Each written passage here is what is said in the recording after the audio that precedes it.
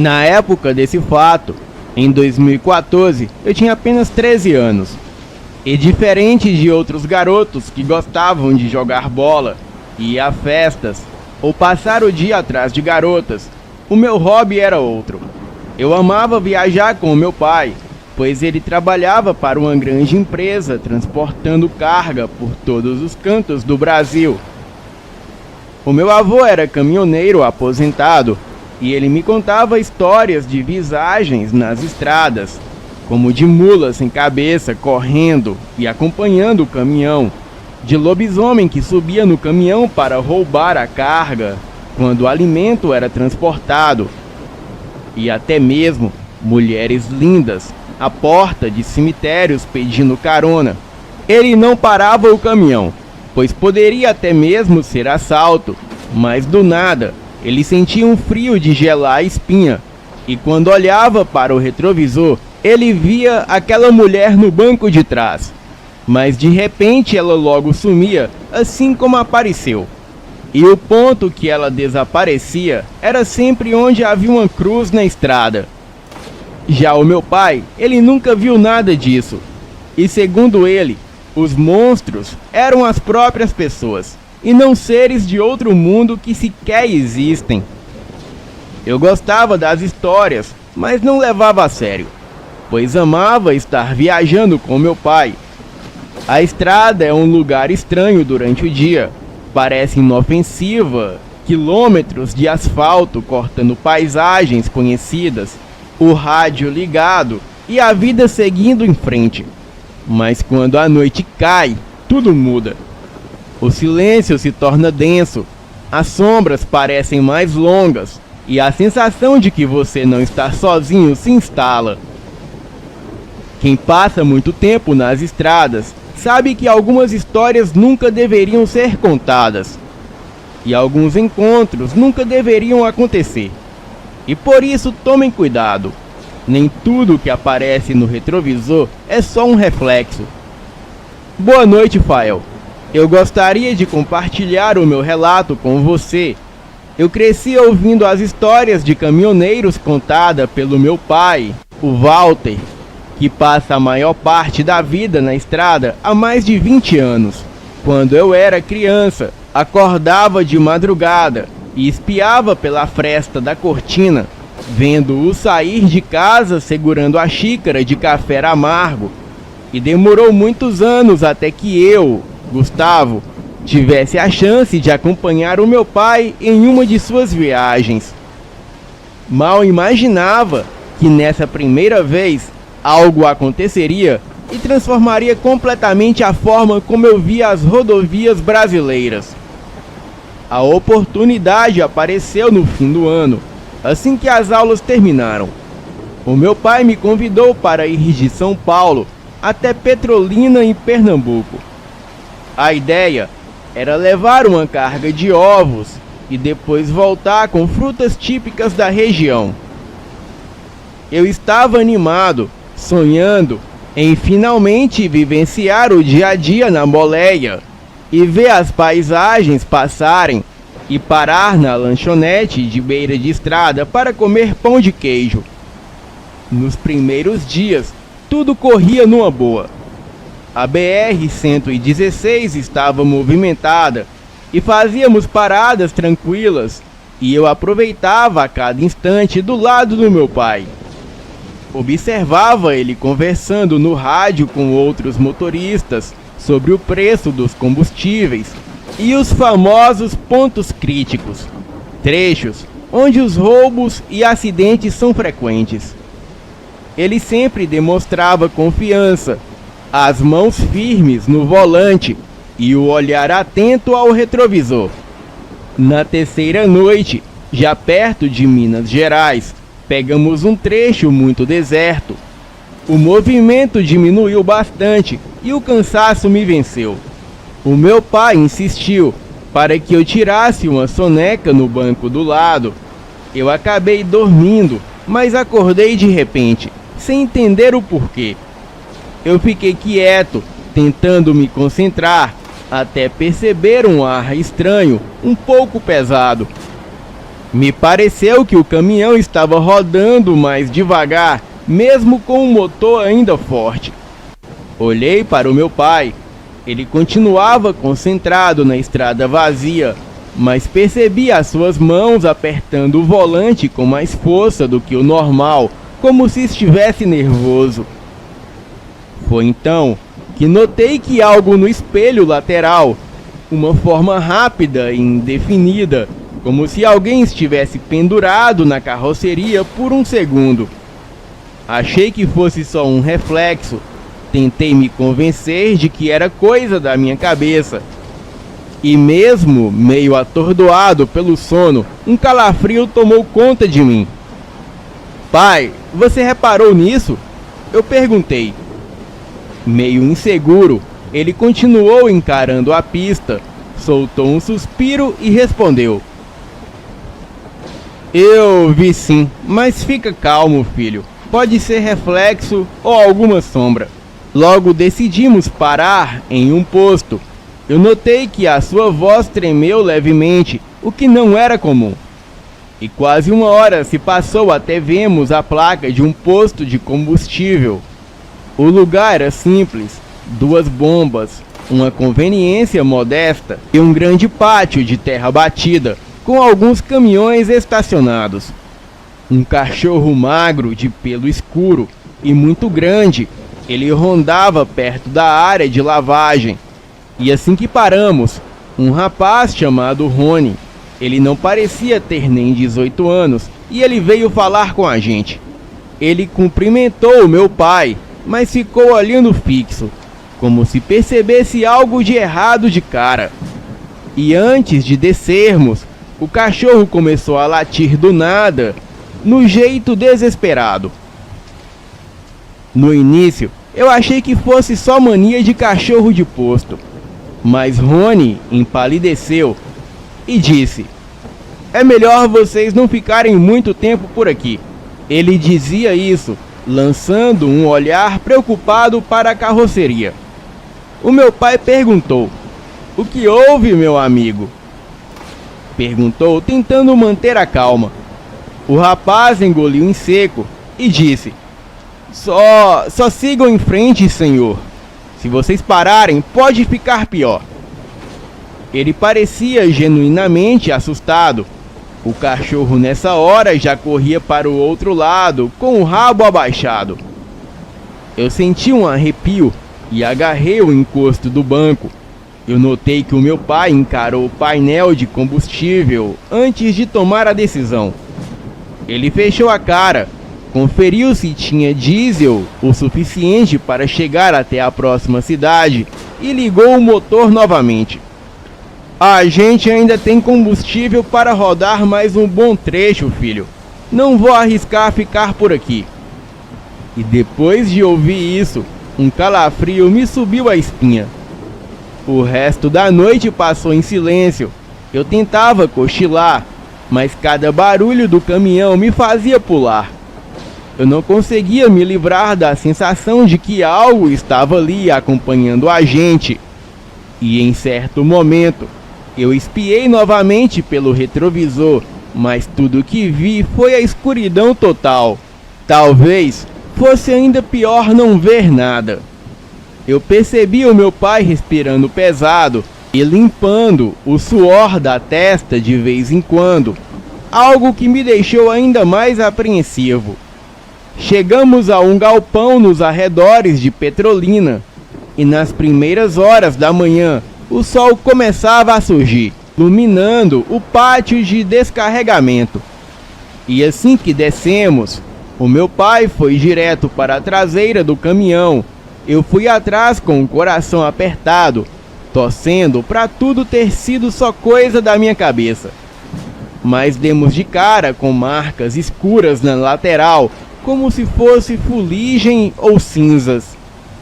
Parecia impressão de mãos, de dedos, espalhadas por uma camada fina de pó e um tufo de pelos negros. Aquilo me deu um nó na garganta. Ficamos parados ali sem falar nada, até o pessoal do depósito aparecer para receber a carga. Um dos funcionários, ao ver o meu pai agachado perto das marcas no caminhão, ele perguntou: aconteceu algum problema na estrada? Ele apontou para a fuligem e disse: eu já vi coisas parecidas em outros caminhões. Dizem que é lobisomem. Com certeza, ele sentiu o cheiro da granja que você transportava, mas como não viu nenhuma oportunidade de invadir o caminhão, ele resolveu não atacar. Mas cuidado, pois você vai voltar com alimentos no caminhão e essa coisa pode voltar. Ainda mais que hoje é noite de lua cheia. O meu pai olhou para o rapaz e disse numa voz abafada: olha aqui, cara, podemos só descarregar o caminhão? O rapaz deu de ombros e disse: eu vou chamar o pessoal para ajudar. E mais tarde, enquanto descarregavam, eu me afastei um pouco e fiquei encarando o caminhão de longe, tentando entender o que tinha acontecido. Alguns motoristas mais velhos, que já rondaram o país inteiro, se aproximaram e me contaram histórias sobre lobisomens nas estradas, mas tudo em sussurros, como se não quisessem chamar atenção. Aquilo só tornava tudo mais real e assustador, e depois daquela noite, eu nunca mais consegui deitar no banco do passageiro de um caminhão sem lembrar do vulto no espelho ou da impressão de que alguma coisa ia junto com a gente. E apesar de tudo, o meu pai continuou firme no ofício. E eu, bom, até hoje, quando ouço o ronco do motor a diesel na escuridão, eu sinto aquele arrepio voltando, como se a estrada ainda me devesse uma explicação. Bem, carregamos a granja no caminhão e voltamos para São Paulo. Foram horas infinitas de viagem até que anoiteceu. Até então, tudo parecia tranquilo. A estrada estava deserta e só se via escuridão por todos os lados. E foi aí que o meu pai falou que precisava parar o caminhão, pois precisava fazer o número 1.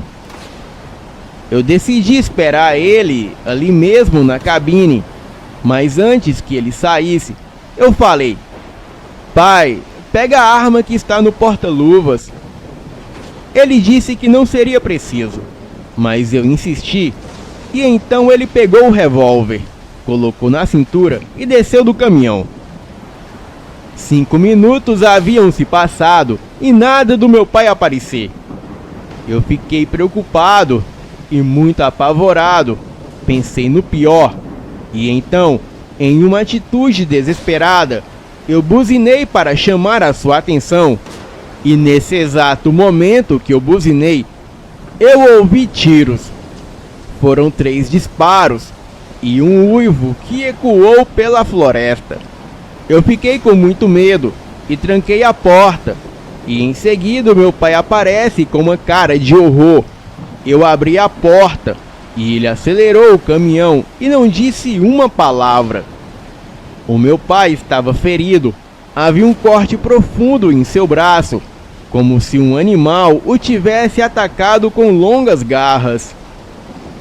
E quando o dia amanheceu, eu perguntei ao meu pai o que houve. Ele disse que assim que desceu do caminhão, ele viu uma silhueta de um bicho em cima da carga. Mas quando aquilo viu ele, a coisa pulou para a floresta.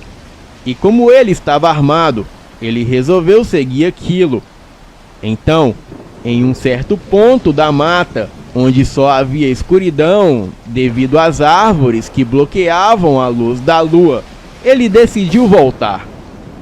Mas foi aí que ele me ouviu chamar para dentro da mata. Ele achou muito estranho.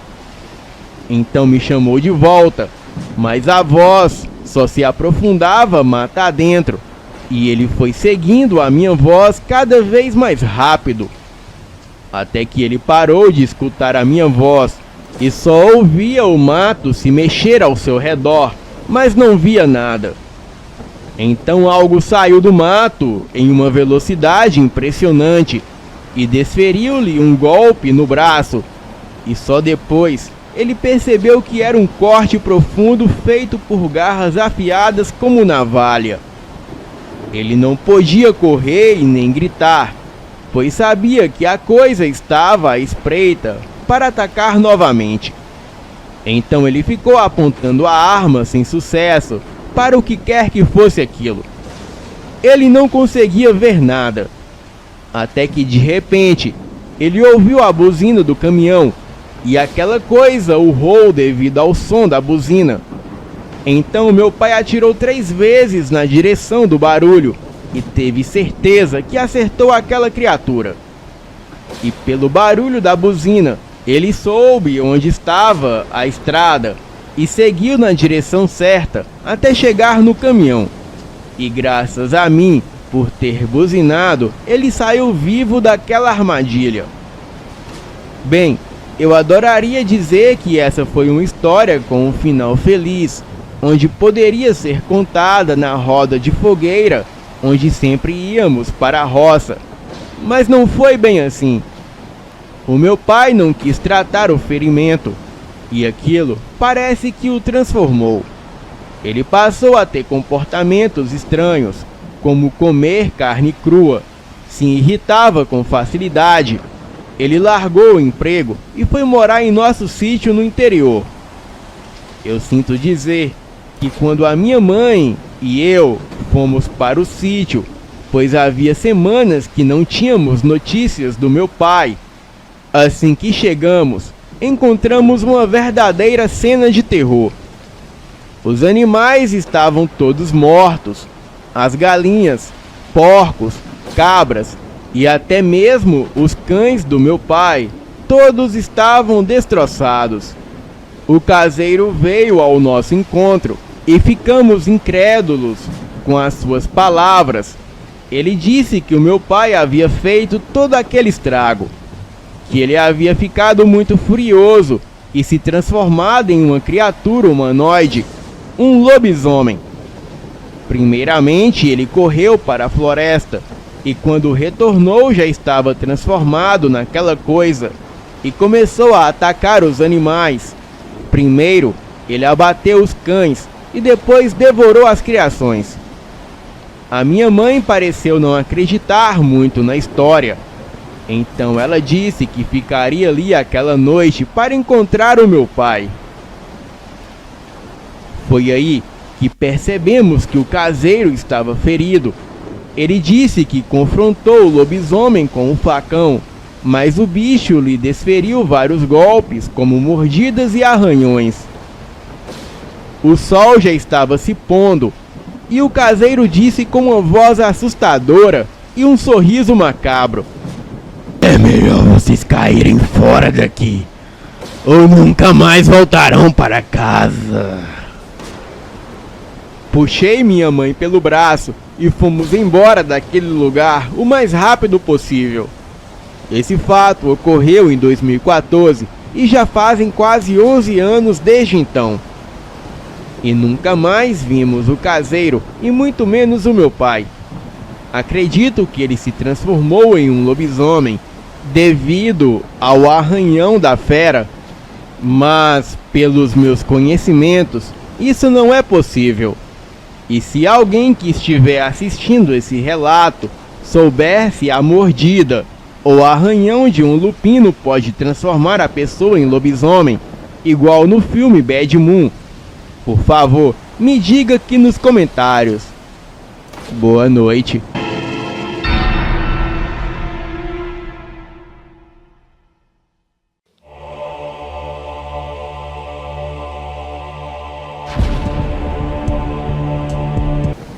Olá, Fael. Eu me chamo João. Eu tinha 22 anos quando a minha avó me pediu para levá-la de volta ao lugar onde nasceu, lá no interior de Minas Gerais. Ela já morava com a gente fazia mais de 10 anos, mas raramente falava sobre a terra natal. Parecia que lembrar daquele lugar machucava mais do que a consolava. Só que numa quarta-feira à tarde, veio a notícia da morte de um velho conhecido dela, o tal do seu Jacu. E de repente, A minha avó decidiu que precisava voltar e nada a convencia do contrário. Ela queria ir ao velório de todo jeito. Eu fiquei surpreso. A minha avó, que sempre evitava falar do passado, agora estava disposta a encarar horas de estrada, subidas de serra e um risco considerável até aquele povoado enfiado entre morros e quase sem sinalizações. Tentei argumentar que a gente podia ir na manhã seguinte, quando seria mais seguro, mas ela balançou a cabeça e disse apenas: "Não há tempo a perder." Em menos de 1 hora, já estávamos no meu carro com uma mala improvisada e um rosário que ela sempre carregava no pescoço, uma medalha de São Cristóvão. E assim que deixamos a última cidade grande para trás, senti que a situação ia ficar tensa e fui tentando achar uma boa rádio para me deixar mais tranquilo.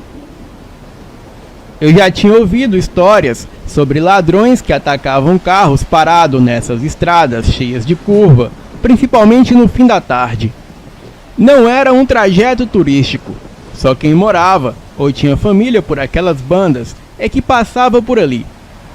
A estrada era estreita, esburacada em alguns trechos, com ladeiras e cercada por matas densas e pequenos paredões de pedra. A paisagem até parecia bonita, mas eu não conseguia relaxar. O meu foco era chegar antes do anoitecer e a minha avó passava quase todo o tempo em silêncio, murmurando orações, e de vez em quando ela fazia o sinal da cruz, como se algo ruim pudesse acontecer a qualquer momento. Eu olhava pelo retrovisor e via os seus olhos fechados, os dedos entrelaçados no colar de São Cristóvão, e aquilo me deixava ainda mais nervoso, porque o silêncio, somado à minha ansiedade, gerava um clima esquisito no carro, como se a gente estivesse indo para um lugar que já não era nosso. E lá pelo fim da tarde, eu senti o volante puxando para a esquerda. Eu tentei segurar o carro na pista, mas logo precisei parar no acostamento improvisado de terra. Eu desci sem nem desligar o motor para conferir, e claro que era o pior cenário. O pneu traseiro esquerdo estava murcho, completamente vazio. "Ah, essa não," eu murmurei, tentando disfarçar o meu desespero. Eu até sabia trocar pneu, mas não lembrava onde tinha guardado o macaco, já que o carro era novo. E para mim fazer isso sozinho, quase sem luz, era bem assustador. Olhei para minha avó, esperando alguma reação, mas ela só apertou os olhos com mais força e segurou a medalha contra o peito. Parte de mim queria sacudi-la e perguntar por que não falava nada, e outra parte entendia que rezar era a forma que ela tinha de lidar com o medo. E mesmo assim, eu precisava resolver a situação. Abri o porta-malas, procurei a caixa de ferramentas, mas o macaco não estava onde deveria estar. E enquanto eu revirava aquela bagunça, eu ouvi o barulho de um motor chegando devagar. Levantei a cabeça e vi uma caminhonete grande, típica de fazenda, mas com os vidros escuros, a ponto de não dar para ver nada lá dentro. Eu fiquei parado, tentando manter a calma, mas o meu coração parecia que ia sair pela boca. A caminhonete parou alguns metros à frente, ocupando parte da pista. Eu digo que quase infartei. Foi quando vi 4 homens saindo armados com escopetas de dentro da caminhonete. O mais velho parecia fazendeiro e os outros seus capangas. Era uma caminhonete Hilux e eles pareciam ricos, mas o que queriam comigo? Eles chegaram até mim e disse: "Qual o seu nome, jovem?" "Eu me chamo Leonardo, senhor." "Está escurecendo. Você não sabe que por aqui é perigoso?" "O pneu traseiro furou, senhor. Eu não tenho como seguir rumo." "Eu vou te ajudar a trocar o pneu." Mas e você? Vai pra onde? Estou indo pra Morro do Ferro. A minha avó precisa ir no velório de um amigo, o seu Jacu. Conhecia ele, que Deus o tenha. Ele foi morto por um bicho que estamos caçando. Esse bicho se transforma no cair da noite de homem para lobisomem. Quando ele disse lobisomem, eu não pude segurar o riso. Então, o fazendeiro falou bem sério. Acha que um homem na minha idade precisa mentir, seu moleque? Aquele bicho entrou nas minhas terras e comeu as minhas criações. Fica aí então e troque seu pneu sozinho. Você tem sorte da sua avó estar ali no banco de trás segurando a medalha de São Cristóvão, pois esse é o santo que protege contra lobisomem.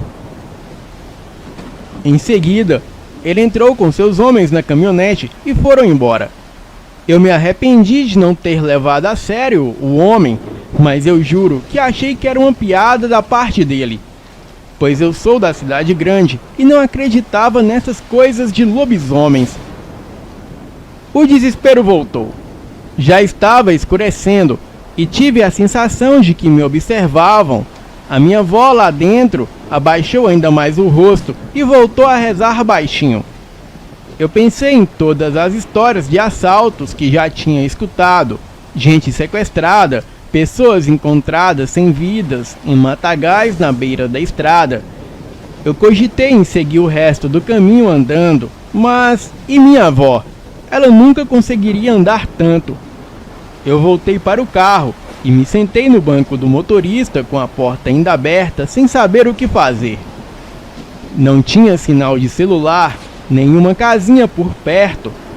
Era como se a gente estivesse isolado do mundo.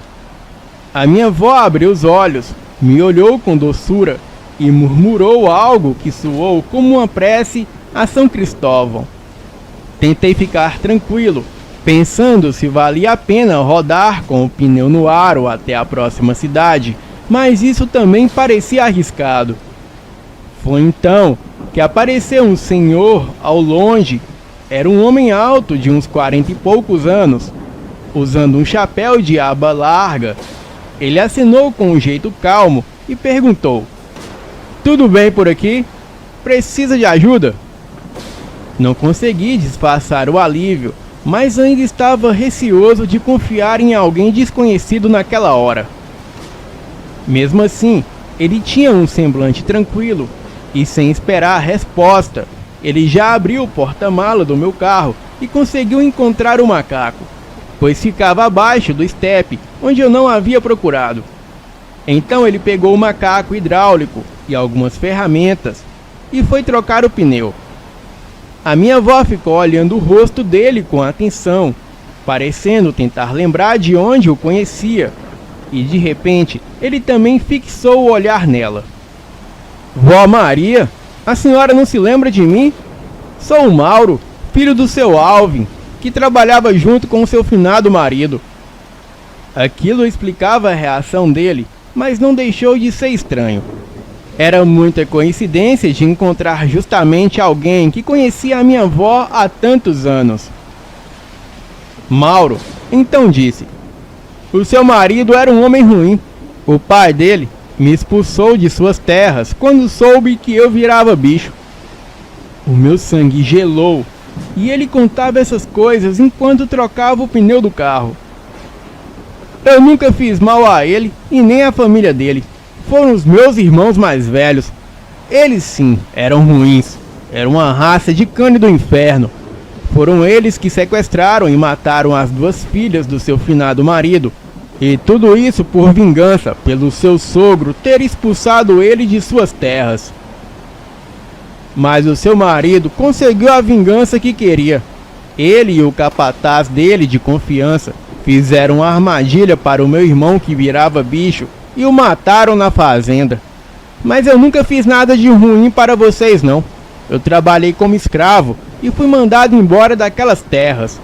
E se eu não tivesse me separado dos meus irmãos, eu teria o mesmo fim quando o seu sogro e os seus homens chegaram e mataram os meus irmãos a tiros, lá na cabana no meio do mato. Mas a senhora não teve culpa de nada, né?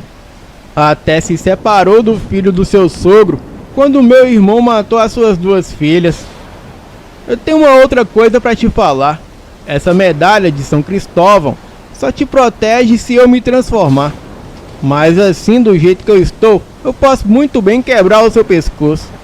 Mas não vou fazer isso não. Eu não sou igual aos meus irmãos e muito menos igual ao seu finado marido. Enquanto o homem falava isso, eu me lembrei que essa história era contada na minha família quando eu era criança. Então, no susto, eu lentamente peguei a chave de rodas para acertar na cabeça daquele homem, mas ele segurou o meu braço em uma velocidade impressionante. E em seguida me empurrou para trás e eu caí a 2 metros. A minha avó desceu do carro, recitando orações com a mão estendida em direção ao homem.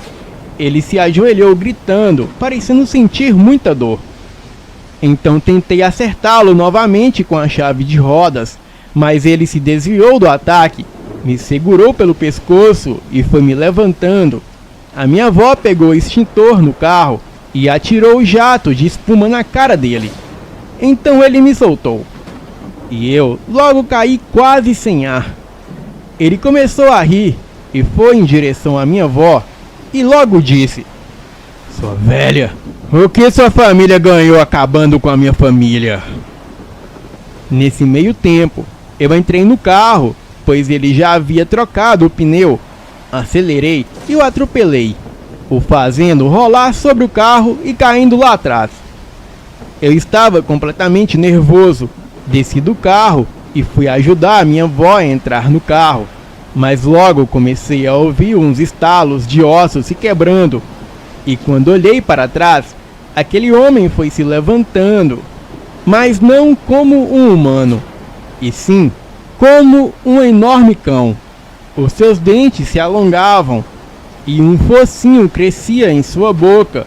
O seu corpo estava tomado de pelos amarronzados e o seu tamanho agora era de aproximadamente uns 2 metros. Ele rosnava e gritava, e então os gritos se transformaram em uivos.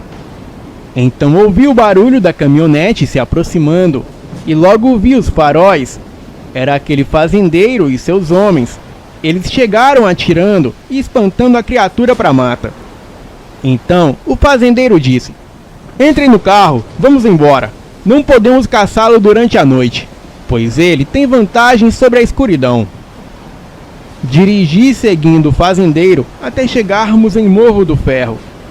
Parecia que aquela estrada nunca ia acabar, mas agora eu conseguia respirar como se tivesse saído de um pesadelo. Parei o carro numa pracinha de terra cercado de casas antigas e uma igrejinha bem simples. O fazendeiro passou pela gente, buzinou de leve e seguiu o caminho dele. A minha avó fez um gesto de agradecimento e segurou de novo o colar de São Cristóvão. O velório do seu Jacu aconteceu na manhã seguinte, mas eu não conseguia parar de pensar em tudo que rolou na estrada.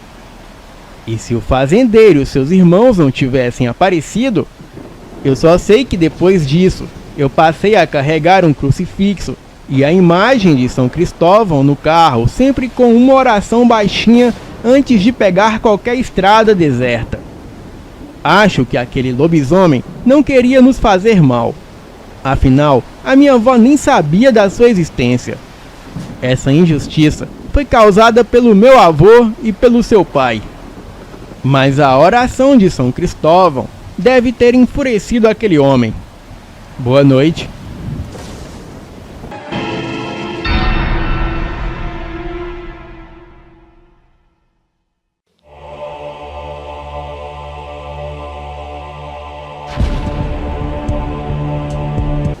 O meu nome é Augusto. Eu vivi toda a minha vida em um vilarejo litorâneo. Aqui o sol é forte, mas à tarde o vento refresca um pouco e à noite o som das ondas chega até as casas mais afastadas da praia. Moro com a minha esposa e os meus filhos em uma casa simples, com paredes de cimento sem pintura e um quintal cheio de vasos com hortelã e manjericão. Não tenho luxo, mas também não reclamo. Há vários anos, Eu dirijo uma van que faz o trajeto entre o vilarejo e uma das praias mais visitadas da região. São cerca de 50 minutos de viagem, dependendo de quantas vezes preciso parar pelo caminho. Às vezes, a van enche de turistas que chegam com mochilas nas costas e pele avermelhadas pelo sol, e a empolgação de estar em um lugar novo. Outros seguem em silêncio, olhando pela janela e apreciando a paisagem de palmeiras e pequenas propriedades com galinhas soltas pelo quintal. E durante a semana, eu também levo garçons e cozinheiros que trabalham nos restaurantes da praia. Eles sobem com cara de sono, alguns com as mochilas penduradas em um só ombro e outros mexendo no celular. Geralmente eles dormem durante todo o trajeto, cansados da rotina. O caminho é tranquilo na maior parte do tempo. A estrada é estreita em alguns trechos. Os galhos das árvores se estendem para a estrada, chegando até a van. Eu sei de cor cada detalhe, assim como sei os horários que o sol bate diretamente no para-brisa. Às vezes, quando estou sozinho e a estrada está deserta, a sensação é estranha. A maioria das vezes, eu sempre volto sozinho. E parece que em certos trechos, o silêncio pesa mais que o normal. E eu já vi vultos se movendo no espelho do retrovisor quando não havia ninguém nas estradas. Já ouvi ruídos e uivos vindo das matas quando estava sozinho. E mais uma vez, eu senti aquele calafrio na espinha. São coisas que acontecem. Detalhes que a gente aprende a ignorar porque não adianta se assustar com qualquer coisa.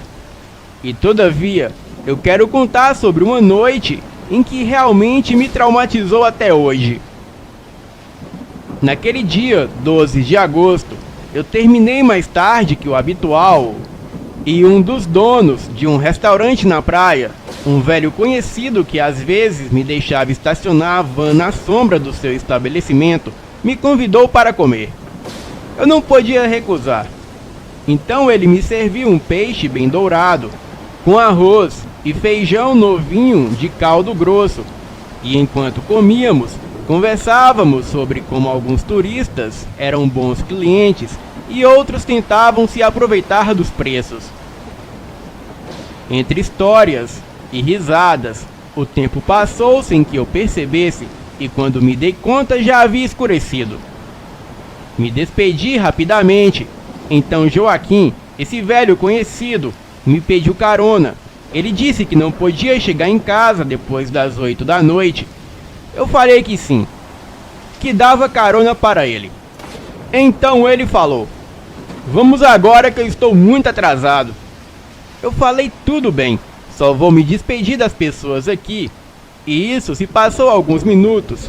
Eu vi a sua cara de inquietação, então resolvi ir logo. Subimos na van, peguei o caminho de volta para casa.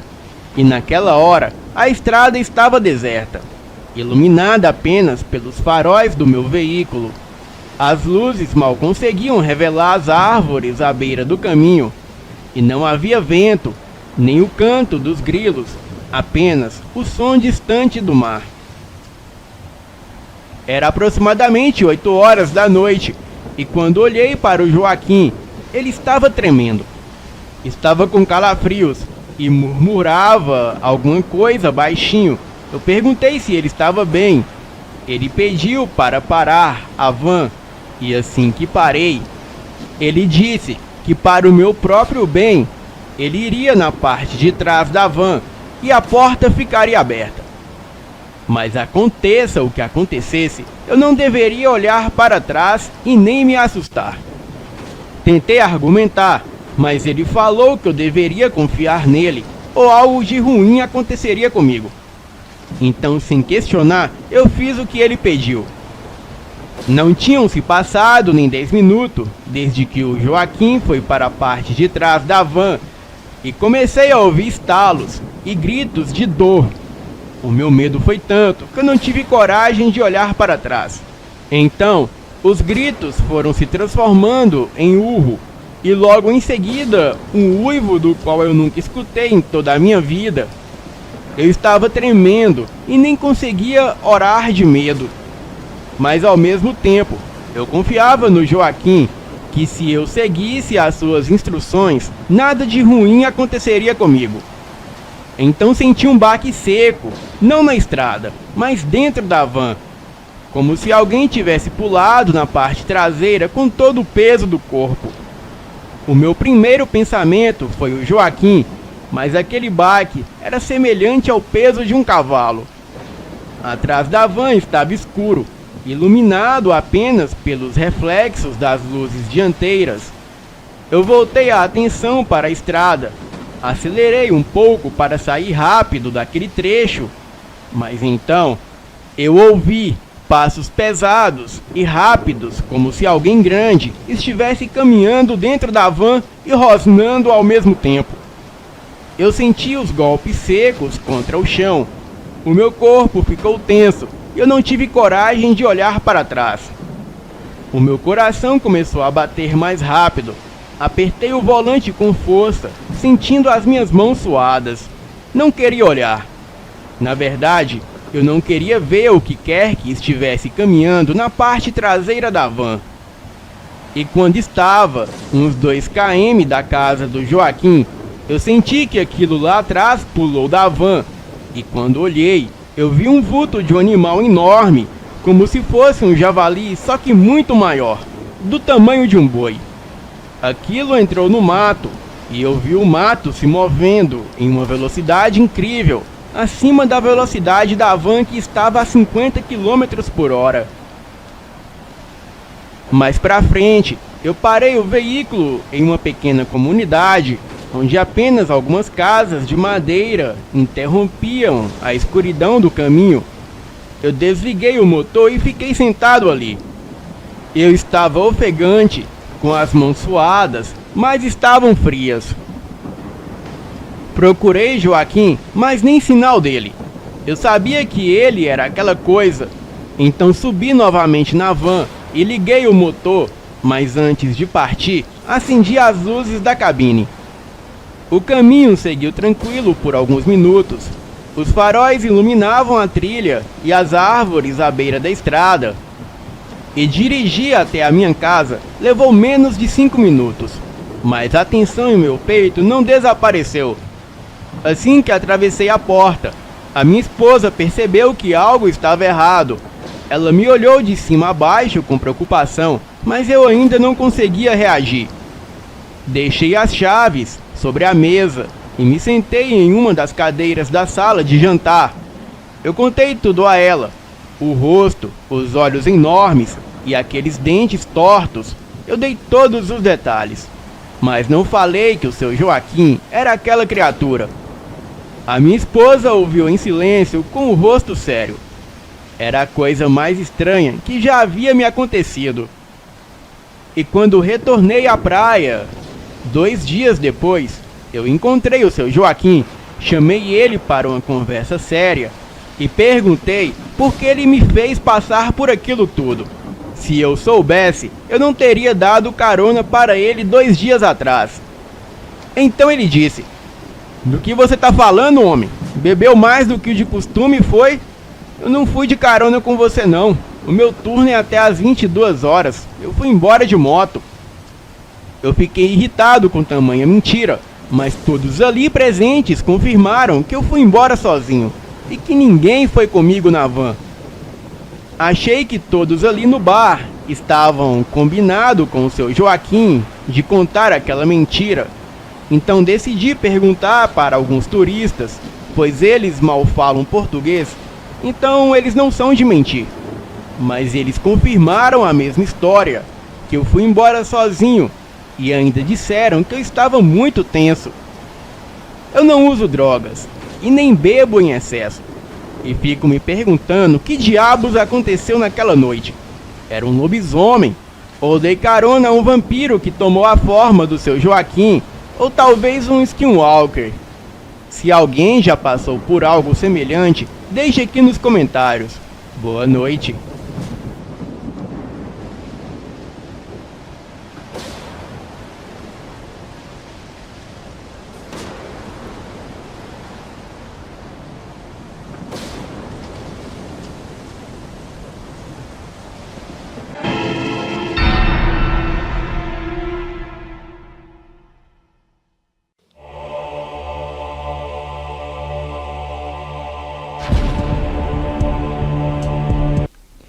Viajar de carro pelo interior de São Paulo nunca me pareceu algo arriscado.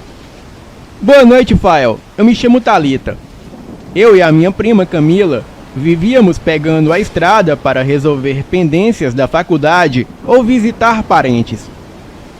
Naquele fim de semana, saímos de madrugada para fugir do trânsito pesado perto da capital e nós duas estávamos empolgadas. Ela tinha acabado de trocar de carro e essa seria a nossa primeira viagem mais longa com um veículo novo. A ida correu tranquila e resolvemos voltar no mesmo dia para economizar com hospedagem. E depois de resolver tudo na faculdade, pegamos a estrada de volta no fim da tarde, acreditando que o caminho estaria mais sossegado. Conversávamos sobre tudo: planos de formatura, a correria dos estágios e a saudade de casa. O céu estava bem limpo, a lua cheia já aparecia num tom alaranjado e o sol já descia, deixando o horizonte com aquele tom avermelhado. E por volta das 18h30, entramos num trecho mais isolado da rodovia. A paisagem era basicamente vegetação baixa, algumas plantações de cana e quase nenhum posto de gasolina. E como o clima estava agradável, deixamos as janelas um pouco abertas para sentir o vento. Foi aí que o carro começou a dar sinais estranhos. Primeiro a música que saía do celular começou a falhar, como se o som engasgasse. Camila foi reconectar a multimídia do carro para trocar a música, mas de repente saiu um homem correndo do nada, de dentro do canavial que havia ao lado da estrada. Batemos com o carro no homem em uma velocidade de 50 km por hora. Ele rolou por cima do carro e caiu uns 10 metros atrás. Ficamos apavoradas. Camila ficou ali uns 5 minutos, segurando o volante sem falar nada, ofegante, pensando no que íamos fazer. Rezávamos para que o homem levantasse, mas isso não aconteceu.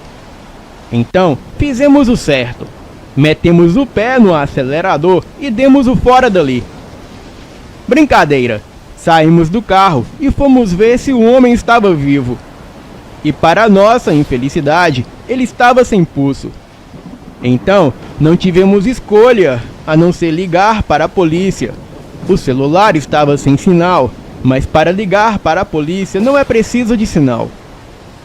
A atendente informou que a polícia estava a caminho junto com os paramédicos, e para não sairmos do local do acidente.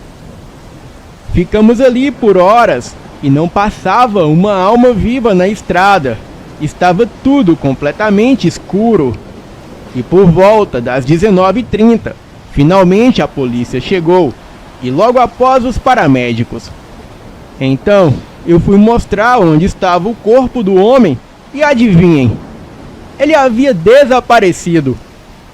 A polícia só acreditou em nós porque viu a batida no carro, mas nos questionou se não havíamos batido em algum animal e confundido com uma pessoa por causa do susto. Juramos que foi em uma pessoa. Então, eles, muito nervosos, fizeram a ocorrência e já iam embora, quando escutamos um barulho de dentro do canavial de algo correndo. Os 2 policiais sacaram as armas e mandaram aquilo sair do mato. E foi aí que veio uma risada diabólica do meio do canavial. Eles nos mandaram entrar no carro e foram para trás da viatura com as armas apontadas para a direção do barulho.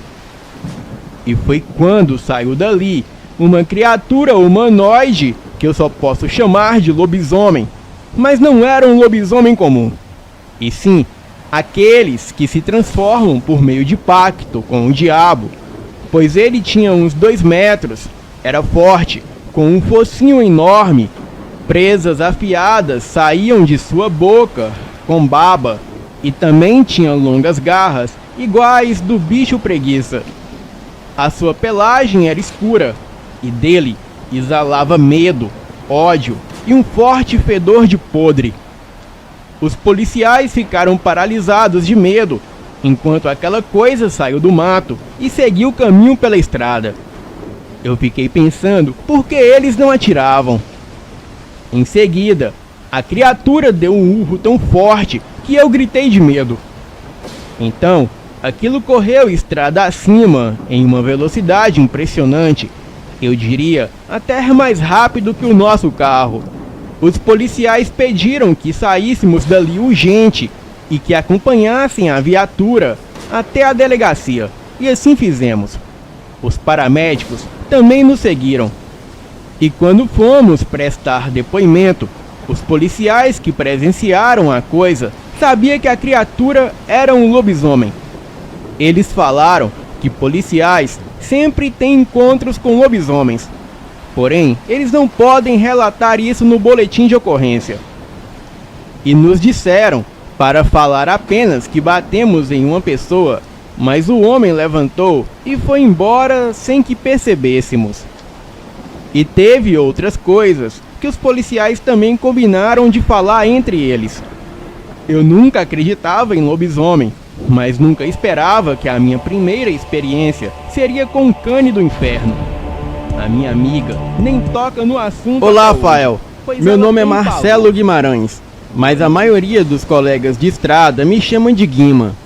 Eu resolvi escrever porque depois de tanto tempo tentando deixar essa história para lá, eu percebi que preciso dividir esse fato. Eu sou de Sobradinho, no Distrito Federal, mas hoje eu moro no interior da Bahia.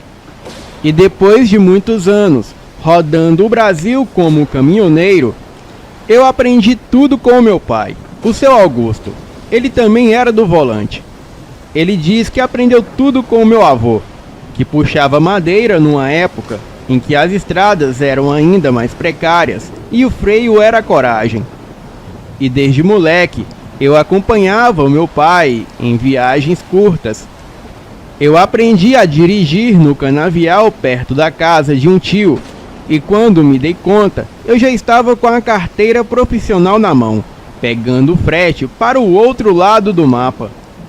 Em 2010, eu recebi a chance de trabalhar numa transportadora em Ibiraporã, cidade do sudoeste baiano.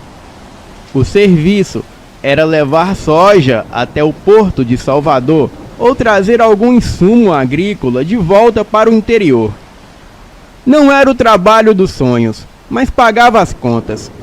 E eu ainda curtia aquela solidão da estrada, só eu, os meus pensamentos e as modas de viola no rádio.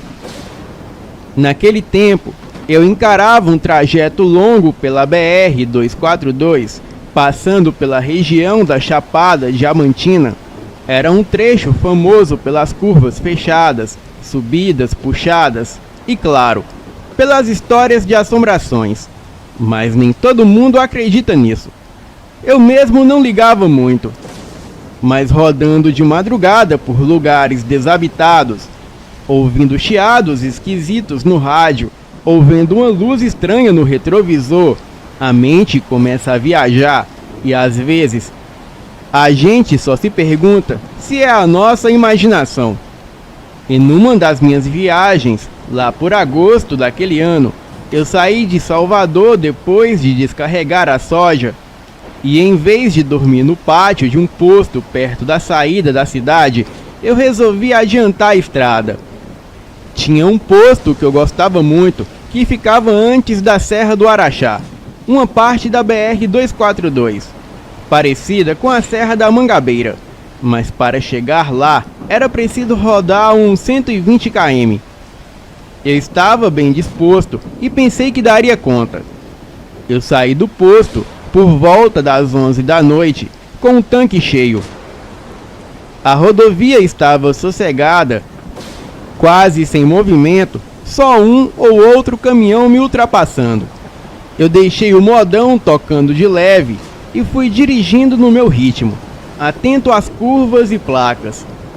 E de repente, eu vi que surgiu um animal no meio da pista, e como o meu caminhão é pequeno, eu consegui parar a tempo. Era um cachorro enorme, bem peludo, e parecia ter sido atropelado recentemente, Ele era bem estranho. Tinha um focinho maior que o normal e presas que saíam de sua boca.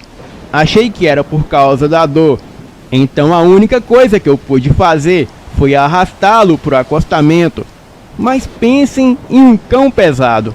Mas com muito esforço eu consegui. E quando voltei ao caminhão, eu percebi que as minhas roupas estavam fedendo podre. E era impossível seguir viagem daquele jeito. Então fui me trocar na cabine de trás. Mais ou menos uns 7 minutos depois, eu volto pro volante e vejo algo bem assustador. Um homem totalmente nu, saindo de onde eu havia deixado o cão. Era um homem de uns 60 anos. Ele andava engatinhado e foi se levantando aos poucos e andava mancando. Ele olhou para o caminhão e eu pude jurar que os seus olhos brilhavam como de um animal em contato com o farol. Ele atravessou a pista e sumiu no mato. Eu corri até onde eu havia deixado o enorme cão e adivinhem, o animal não estava mais lá. Eu acho que aquele animal não era um cão, e sim um lobisomem. Mas precisamente era aquele homem. O sobrenatural existe, e a partir desse dia, evitei parar o caminhão à noite em estradas. E os frentistas acreditaram em mim e me contaram outras histórias de lobisomens que os caminhoneiros sempre param por lá e contam para eles. E em breve eu trarei todas aqui para o canal. Boa noite. Olá, Fael. Eu me chamo Mônica. Tenho 37 anos e moro em São Paulo. E o relato que eu trago para o canal não se passou comigo, e sim com meu pai, que se chama Anthony. Ele tem dupla nacionalidade, pois o meu avô é americano e a minha avó brasileira. Então, como ele morou por muito tempo em Nova York, ele foi convocado para a guerra no Vietnã. E depois da guerra, ele ficou um tempo recluso em uma fazenda no Texas, que era do meu falecido avô. E depois do que aconteceu lá, ele veio embora para o Brasil. E eu contarei aqui o relato com as palavras do meu pai.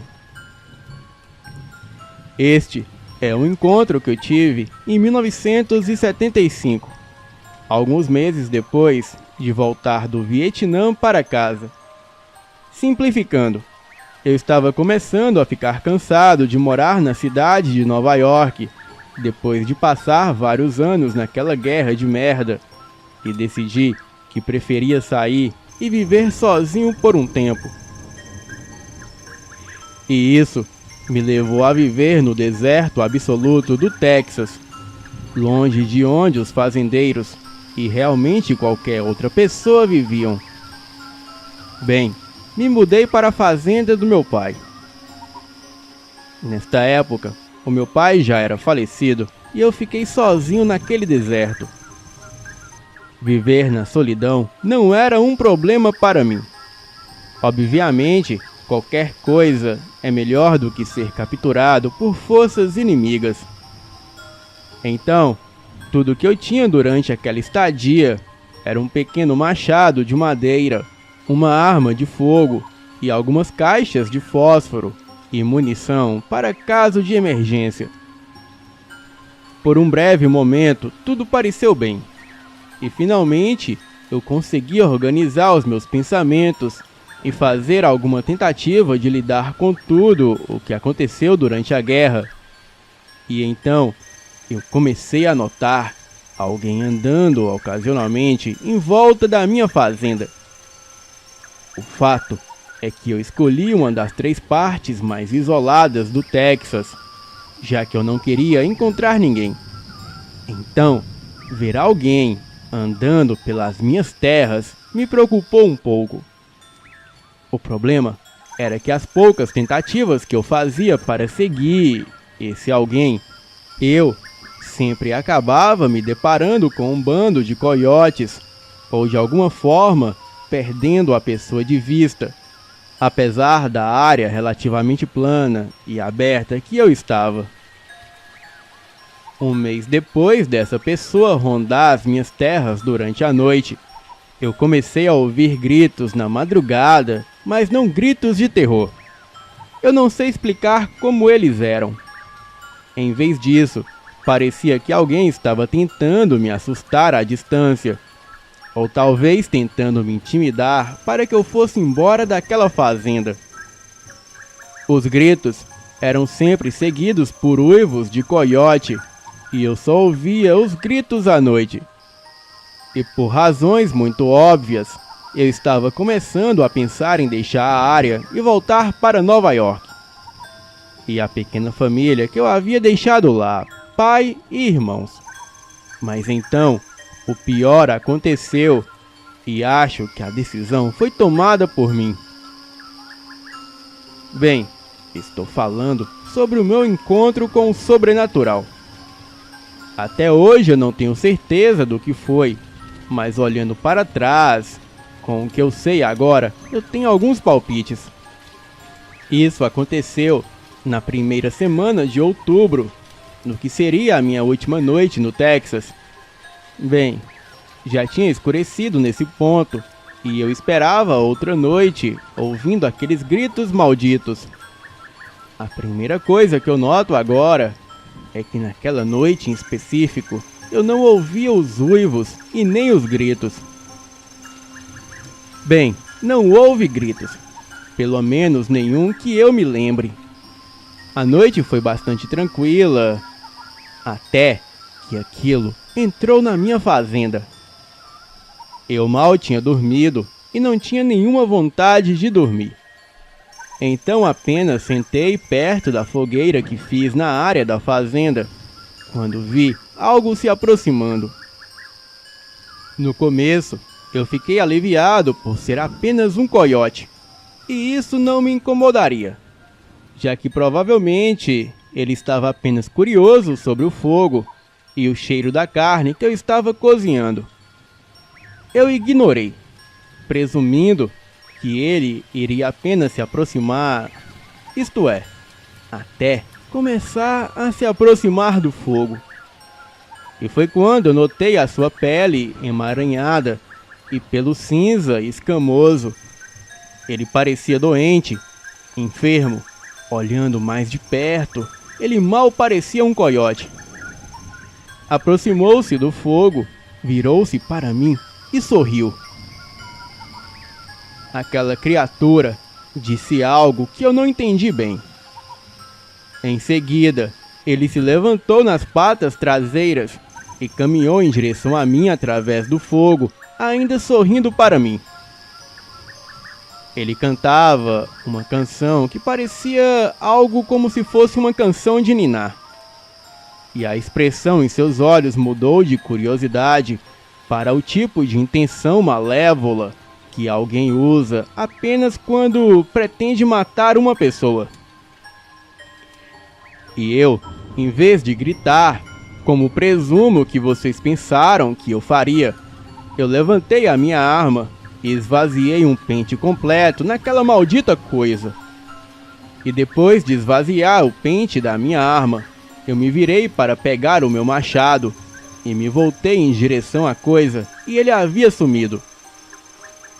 Haviam pegadas que seguiram seu rastro em minha direção e depois voltaram por onde ele veio. Eu não sei como, mas ele deve ter se movido muito rápido do que qualquer coisa que eu já vi, para ser capaz de desaparecer tão rapidamente. Não me arrisquei a ver o que quer que fosse aquela coisa e fui embora naquela noite. Fiquei um tempo em Nova York antes de me mudar para o Brasil.